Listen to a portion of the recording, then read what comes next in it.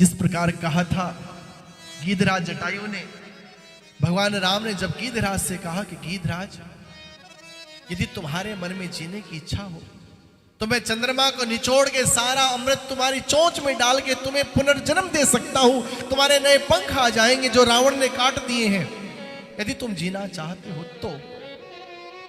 उस समय गीधराज ने कहा था, राम जीवन नया दे दोगे, पंख नहीं दे दोगे, मुझे मेरी दुनिया वापस लौटा दोगे, लेकिन राम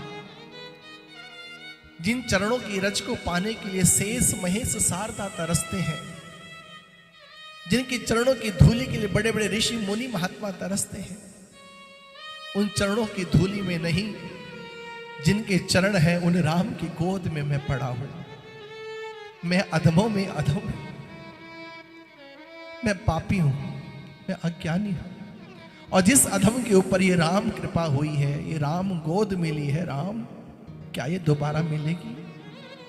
नहीं मिलेगी। हे राम, अब तो मैं जाना चाहता हूं, मैं वहां जाना चाहता हूं जहां आनंद का सवेरा है। हे राम, मुझे दुनिया में ना भेजो, मुझे दुनिया बनाने वाले के पास भेज दो।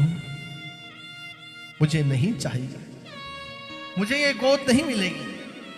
बस एक मेरे मन की इच्छा है कि जब मेरा शरीर छूट जाए तब तुम राम अपने हाथों से मुझे मुखाग्नि देना।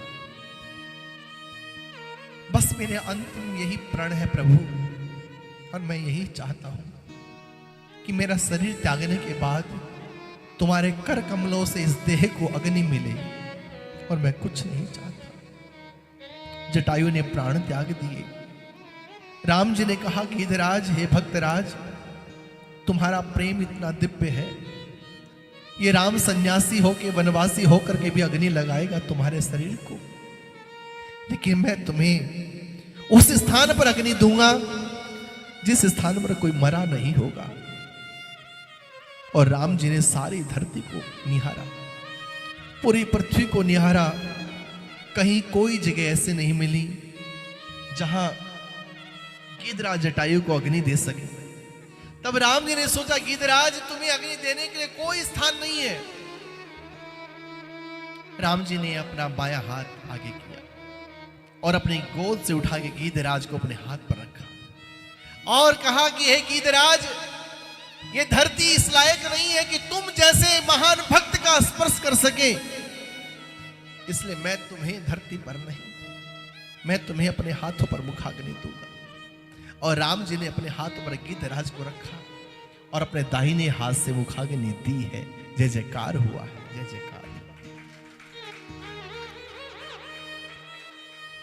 कहने का तात्पर्य है कि जब हमारे अंदर प्रेम प्रकट होता है, जब